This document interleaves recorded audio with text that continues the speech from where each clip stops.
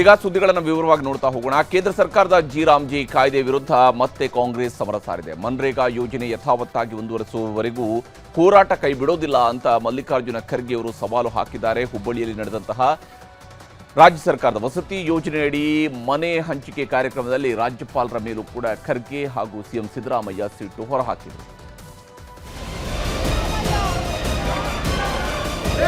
ಮನ್ರೇಗಾ ಕಾನೂನು ತೆಗೆದು ಅದು ಯಾವುದೋ ಶ್ರೀರಾಮ ಏನೋ ಅಂತ ಗೊತ್ತಿಲ್ಲ.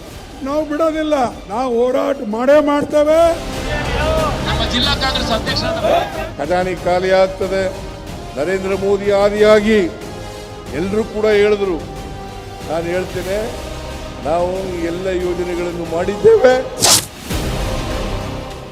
ಮಹಾತ್ಮ ಗಾಂಧೀಜಿ ನರೇಗಾ ಯೋಜನೆ ಹೆಸರನ್ನ ಬದಲಿಸಿದ ಕೇಂದ್ರ ಸರ್ಕಾರ ವಿಕಸಿತ ಭಾರತ ಜಿ ಹೆಸರಲ್ಲಿ ಬದಲಾವಣೆ ಮಾಡಿದ್ದೇ ಮಾಡಿತು.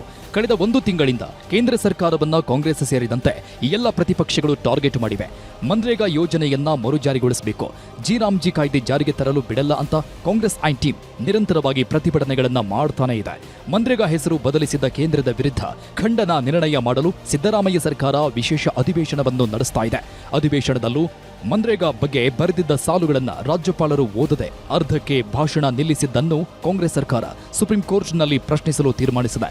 ಇಷ್ಟೆಲ್ಲದರ ಮಧ್ಯೆ ಇವತ್ತು ಮನ್ರೇಗಾ ಯೋಜನೆಯನ್ನ ರದ್ದು ಮಾಡಲು ಯಾವುದೇ ಕಾರಣಕ್ಕೂ ಬಿಡಲ್ಲ ಅಂತ ರಾಷ್ಟ್ರೀಯ ಕಾಂಗ್ರೆಸ್ ಅಧ್ಯಕ್ಷ ಮಲ್ಲಿಕಾರ್ಜುನ ಖರ್ಗೆ ಪ್ರಧಾನಿ ಮೋದಿ ನೇತೃತ್ವದ ಎನ್ಡಿಎ ಸರ್ಕಾರಕ್ಕೆ ನೇರವಾಗಿ ಎಚ್ಚರಿಕೆ ನೀಡಿದ್ದಾರೆ. ರೈಟ್ ಟು ವರ್ಕ್, ಕೆಲಸ ಮಾಡತಕ್ಕಂತ ಒಂದು ಶಕ್ತಿಯನ್ನ ಹಕ್ಕನ್ನ ನಿಮಗೆ ಕೊಟ್ಟಿದ್ದು, ಆದ್ರೆ ಅದನ್ನ ಕಿತ್ಕೊಳ್ಬೇಕು ಅಂತ ಈಗ ನಡೆದಿದೆ.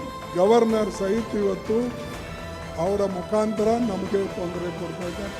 ಮನ್ರೇಗಾ ಕಾನೂನು ಕೂಡ ಇರ್ತಕ್ಕಂಥ ರೀತಿಯಲ್ಲಿ ಮಾಡ್ತೇವೆ, ಅದನ್ನ ಅನುಷ್ಠಾನದಲ್ಲಿ ತರಕ್ಕೆ ಅವಕಾಶ ಮಾಡಿಕೊಡೋದಿಲ್ಲ. ಕಾರ್ಯಕ್ರಮ ಹಮ್ಮಿಕೊಳ್ಳಲಾಗಿತ್ತು. ರಾಜ್ಯದ 28 ಜಿಲ್ಲೆಗಳಲ್ಲಿ ಸರ್ಕಾರದಿಂದ ನಿರ್ಮಿಸಿರುವ ಮನೆಗಳ ಪೈಕಿ ಇವತ್ತು ಒಟ್ಟು 42,345 ಮನೆಗಳನ್ನು ಸಂತ್ರಸ್ತರಿಗೆ ವಿತರಿಸುವ ಬೃಹತ್ ಕಾರ್ಯಕ್ರಮಕ್ಕೆ ಚಾಲನೆ ನೀಡಲಾಯಿತು. ಹುಬ್ಬಳ್ಳಿಯಲ್ಲಿ ಮೊದಲು ಸರ್ಕಾರ ನಿರ್ಮಿಸಿರುವ ಮನೆಗಳನ್ನು ಟೇಪ್ ಕತ್ತರಿಸುವ ಮೂಲಕ ಸಿಎಂ ಸಿದ್ದರಾಮಯ್ಯ ಮತ್ತು ಮಲ್ಲಿಕಾರ್ಜುನ ಖರ್ಗೆ, ಜಮೀರ್ ಅಹಮದ್ ಸೇರಿದಂತೆ ಹಲವರು ಉದ್ಘಾಟಿಸಿದರು.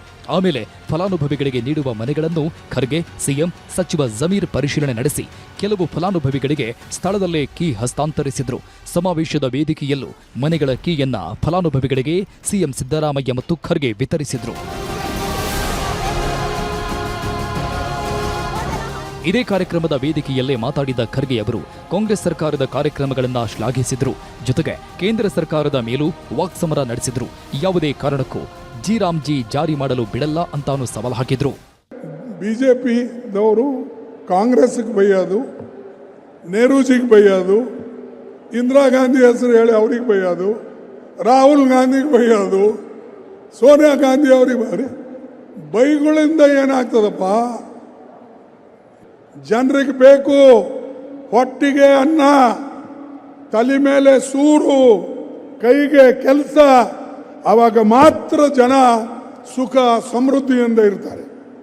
ನಮ್ಮ ಮನ್ರೇಗಾ ಕಾನೂನು ತೆಗೆದು ಅದು ಯಾವುದೋ ಶ್ರೀರಾಮ ಏನೋ ಅಂತಾರಪ್ಪ, ಶ್ರೀರಾಮನೋ ರಾಮ ಅಂತಾರ ಗೊತ್ತಿಲ್ಲ.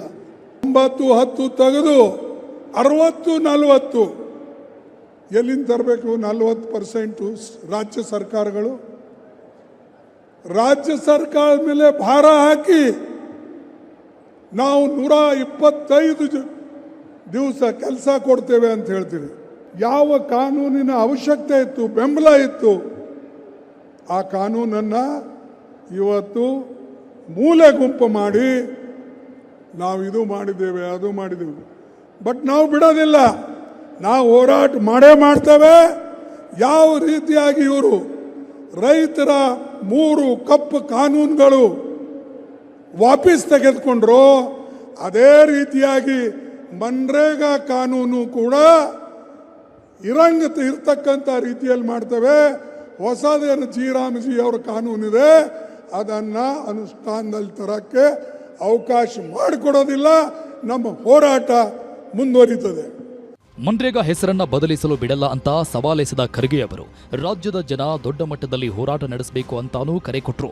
ಇನ್ನೊಂದು ಕಡೆ ರಾಜ್ಯಪಾಲರುಗಳು ಕೇಂದ್ರ ಸರ್ಕಾರದ ಕೈಗೊಂಬೆಗಳಾಗಿದ್ದಾರೆ ಅಂತಾನೂ ವಾಗ್ದಾಳಿ ಮಾಡಿದ್ರು.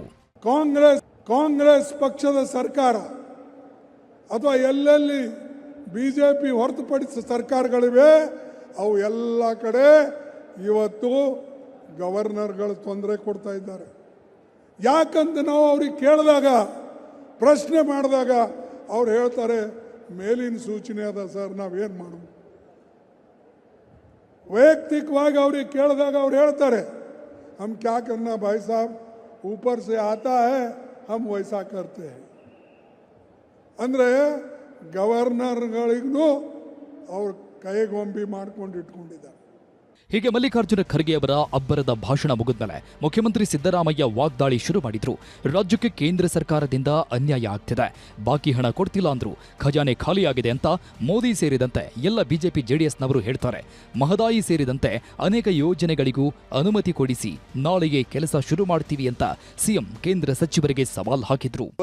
ಇಲ್ಲಿ ಜೋಶಿ ಅವರಿಗೆ ಕೇಳ್ತೀನಿ ನಾನು, ಜೋಶಿ ಅವರೇ ನಿಮ್ಮ ಕೇಂದ್ರ ಸರ್ಕಾರದಿಂದ ಅನುಮತಿ ಸಿಗಬೇಕು, ಅರಣ್ಯ ಇಲಾಖೆ ಪರಿಸರ ಇಲಾಖೆಯಿಂದ ಅನುಮತಿ ಸಿಗಬೇಕು, ನೀವು ಕೊಡಿಸಿದ್ರೆ ನಾಳೆ ಮಾಡ್ತೀವಿ ಅಂತಕ್ಕಂಥ ಮಾತುಗಳನ್ನು ಹೇಳಲಿಕ್ಕೆ ಬಯಸ್ತಾ ಇದ್ದೇನೆ. ಗ್ಯಾರಂಟಿ ಯೋಜನೆಗಳನ್ನು ಜಾರಿ ಮಾಡಿದ್ರೆ ದುಡ್ಡಿಲ್ಲ, ಖಜಾನೆ ಖಾಲಿ ಆಗ್ತದೆ. ನರೇಂದ್ರ ಮೋದಿ ಆದಿಯಾಗಿ ಎಲ್ಲರೂ ಕೂಡ ಹೇಳಿದ್ರು, ನಾನು ಹೇಳ್ತೇನೆ ನಾವು ಎಲ್ಲ ಯೋಜನೆಗಳನ್ನು ಮಾಡಿದ್ದೇವೆ, ಅದು ಒಂದೇ ವರ್ಷದಲ್ಲಿ, ಮೊದಲನೇ ವರ್ಷ 2023ನೇ ವರ್ಷದಲ್ಲಿ ಮಾಡಿದ್ದೇವೆ. ಇನ್ನೂ ಅನೇಕ ಕಾರ್ಯಕ್ರಮಗಳನ್ನು ಮಾಡ್ತೇವೆ ಅಂತಕ್ಕಂಥ ಮಾತುಗಳನ್ನು ಈ ಸಂದರ್ಭದಲ್ಲಿ ಹೇಳಲಿಕ್ಕೆ ಬಯಸ್ತಾ ಇದ್ದೇನೆ. ಸಿಎಂ ಸವಾಲಿಗೆ ಸದ್ಯಕ್ಕೆ ಬಿಜೆಪಿಯವರಿಂದ ಉತ್ತರ ಸಿಕ್ಕಿಲ್ಲ. ಆದರೆ ಮನ್ರೇಗಾ ಯೋಜನೆಯನ್ನ ಜಿ ಅಂತ ಬದಲಿಸಿದ್ದನ್ನ ಮಾತ್ರ ಸಮರ್ಥನೆ ಮಾಡಿಕೊಳ್ತಾ ಇದ್ದಾರೆ. ಆದರೆ ಬಿಜೆಪಿಯವರ ವಿರುದ್ಧ ಹೋರಾಟಗಳನ್ನ ಕಾಂಗ್ರೆಸ್ನವರು ತೀವ್ರಗೊಳಿಸ್ತಾ ಇದ್ದಾರೆ. ಬೀದರ್ನಲ್ಲಿ ವಿಬಿ ರಾಮ್ಜಿ ರದ್ದುಗೊಳಿಸುವಂತೆ ಕಾಂಗ್ರೆಸ್ ಕಚೇರಿಯಿಂದ ಜಿಲ್ಲಾಧಿಕಾರಿಗಳ ಕಚೇರಿಯವರೆಗೆ ಪ್ರತಿಭಟನಾ ಮೆರವಣಿಗೆ ನಡೆಸಿದ್ರು. ಪ್ರತಿಭಟನೆಯಲ್ಲಿ ಸಚಿವ ಈಶ್ವರ್ ಖಂಡ್ರೆ, ರಹೀಂ ಖಾನ್ ಭಾಗಿಯಾಗಿದ್ರು. ಯಾದಗಿರಿಯಲ್ಲೂ ಮನ್ರೇಗಾ ಉಳಿಸಿ ಅಂತ ನಗರದ ಗಾಂಧಿ ವೃತ್ತದಲ್ಲಿ ಜಿಲ್ಲಾ ಕಾಂಗ್ರೆಸ್ ಸಮಿತಿಯಿಂದ ಆಂದೋಲನ ನಡೆಯಿತು. ಗಾಂಧೀಜಿ ಫೋಟೋ ಪ್ರದರ್ಶಿಸಿ ಕೇಂದ್ರ ಸರ್ಕಾರದ ವಿರುದ್ಧ ಆಕ್ರೋಶ ವ್ಯಕ್ತಪಡಿಸಿದರು. ಮನ್ರೇಗಾ ಯೋಜನೆ ಬದಲಾವಣೆ ಕಾಯ್ದೆಯನ್ನ ರದ್ದು ಮಾಡುವವರೆಗೂ ಹೋರಾಟ ನಿಲ್ಲಲ್ಲ ಅಂತ ಕಾಂಗ್ರೆಸ್, ಜಿ ಕಾಯ್ದೆಯನ್ನು ಬದಲಿಸಲ್ಲ ಅಂತ ಬಿಜೆಪಿ ಮೈತ್ರಿಕೂಟ. ಇದು ಎಲ್ಲಿಗೆ ಹೋಗಿ ನಿಲ್ಲುತ್ತೋ ಕಾದು ನೋಡಬೇಕು. Bureau report, news 18.